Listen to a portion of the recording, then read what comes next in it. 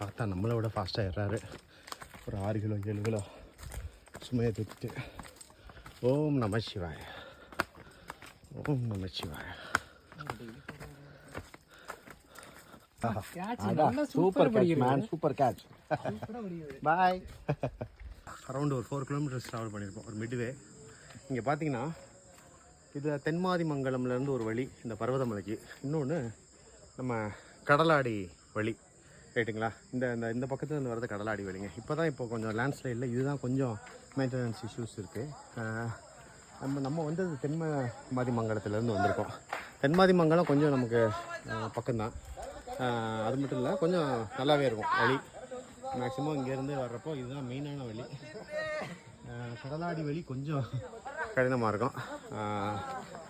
இந்த இடத்துல 2 இடம் பிரியுது. இதுக்கப்புறம் தான் நம்ம மேலே போகிறோம். ஒரு 1.5 கிலோமீட்டர்ஸ் போக வேண்டியிருக்கு. தேங்க்யூ.